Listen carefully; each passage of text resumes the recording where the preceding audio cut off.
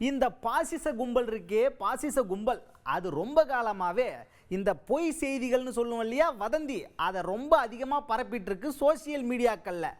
அதிலிருந்து தப்பிக்கிறது ரொம்ப ரொம்ப கஷ்டம். அதனால எல்லாரும் ஜாக்கிரதையா இருங்கன்னு எச்சரிக்கை விடுத்திருக்காரு ஒருத்தர். யார் அவரு? வேற யாரு? துணை முதல்வர் உதயநிதி ஸ்டாலின் அவர்கள் தான். அதாவது சமூக ஊடக சவால்களை எதிர்கொள்வது எப்படி அப்படின்னு சென்னையில் ஒரு பயிற்சி பட்டறை நடத்துகிறாங்க. அந்த பயிற்சி பட்டறையில் தான் இவர் கலந்துக்கிட்டு பேசியிருக்காரு. இனி வருங்காலங்களில் இந்த சோசியல் மீடியா தான் பெரிய ஆதிக்க சக்தியாக இருக்க போகுது.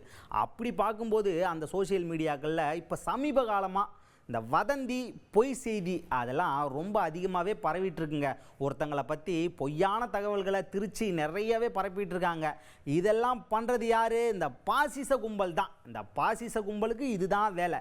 இவங்க தான் இந்த மாதிரி வேலையெல்லாம் பார்த்துக்கிட்டு இருக்காங்க. அதுலேயும் குறிப்பாக யார் யார் பண்ணுறாங்க, அந்த கும்பலை சேர்ந்தவங்க யார் யாருன்னு நான் உங்களுக்கு சொல்லி தெரிய வேணாம், உங்களுக்கே தெரிஞ்சிருக்கும். இவங்க ஒன்றும் சாதாரணமாலாம் இதை பண்ணலைங்க.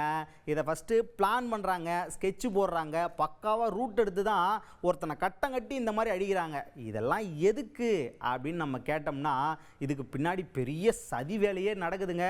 அதனால் எல்லாரும் ஜாக்கிரதையாக இருங்க. இந்த மாதிரி பொய் செய்தி பரப்புறதால ரொம்ப ஆபத்து நிறைஞ்சிருக்கு. இந்தியாவுக்கு மட்டும் இல்லை, உலகத்துக்கே இது ரொம்ப பெரிய ஆபத்தான விஷயமா மாறபோது. அதனால் எல்லாரும் ஜாக்கிரதையாக இருந்துங்க, அவ்வளோதான் நான் சொல்லுவேன்னு எல்லாருக்கும் எச்சரிக்கை விடுத்திருக்காரு உதயநிதி ஸ்டாலின் அவர்கள். சோசியல் மீடியாவில் இன்னைக்கு பெருகி வர காலம் அனைத்துமே இன்டர்நெட், அனைத்துமே சோசியல் மீடியா ஆயிடுச்சு, சமூக வலைதளம் ஆயிடுச்சு. அதில் மிகப்பெரிய அளவில் பொய் செய்திகளும் வதந்திகளும் பல பேர் பரப்பிட்டு இருக்காங்க. ஒரு உண்மை எவ்வளவு சீக்கிரம் போய் சேருதோ அதை விட 2 மடங்கு 3 மடங்கு ஸ்பீடா ஒரு பொய் செய்தி போய் ஈஸியா மக்கள்கிட்ட போய் சேர்ந்துரும். இன்னைக்கு இந்தியாவில் இருக்கக்கூடிய ஒரு பாசிச கும்பல் இந்த பொய் செய்தி, ஃபேக் நியூஸை பரப்புறதையே ஒரு அடிப்படை கொள்கையா, ஒரு ஃபுல் டைம் ஜாபாவே பண்ணிட்டு இருக்காங்க. யாருன்னு நான் உங்களுக்கு சொல்ல தேவையில்லை. பொய் செய்திகள் மூலம் மக்களை குழப்பணும், அவங்களுடைய அறிவை மழுங்கடிக்கணும் அப்படிங்கிறதுக்காக அதையே ஒரு நோக்கமாக எடுத்து பொய் கதைகளை, கட்டுக்கதைகளை அவிழ்த்து விட்டுக்கிட்டே இருக்காங்க. பொய் செய்திகளை எப்படி கையாளும் அப்படின்ற கேள்வி இன்னைக்கு வேர்ல்டு ஃபுல்லா, உலகம் முழுக்க இன்னைக்கு அந்த கேள்வி எழுந்துட்டு இருக்கு. வதந்திகள்ல, ரூமர்ஸ்ல 2 வகை உண்டு. ஒன்னு மிஸ்இன்ஃபர்மேஷன், இன்னொன்னு டிஸ்இன்ஃபர்மேஷன். மிஸ்இன்ஃபர்மேஷன் அப்படிங்கிறது எந்த உள்நோக்கமும் இல்லாம பரவுகின்ற செய்திகள். ஆனா இந்த டிஸ்இன்ஃபர்மேஷன் அப்படிங்கிறது திட்டமிட்டு பிளான் பண்ணி ஒரு உள்நோக்கத்தோட பரப்பப்படுகின்ற அந்த பொய் செய்தி.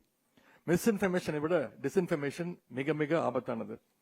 குறிப்பா குளோபல் ரிஸ்க் ரிப்போர்ட் 2024 அவங்களுடைய அறிக்கையின்படி உலகத்தில் இருக்கக்கூடிய இன்னைக்கு மிகப்பெரிய ஆபத்துகள்ல 2வது இடத்துல இருக்கக்கூடியது இந்த டிஸ்இன்ஃபர்மேஷன் தான். இன்னைக்கு 2வது இடத்துல மிஸ்இன்ஃபர்மேஷன், டிஸ்இன்ஃபர்மேஷன் இருக்கலாம். ஆனா இன்னும் 2 ஆண்டுகள் கழிச்சு இந்த டிஸ்இன்ஃபர்மேஷன் மற்றும் மிஸ்இன்ஃபர்மேஷன் இரண்டும் தான் உலகத்திலேயே மிகப்பெரிய ஆபத்தாக, அச்சுறுத்தலாக மக்களுக்கு இருக்க போகுது.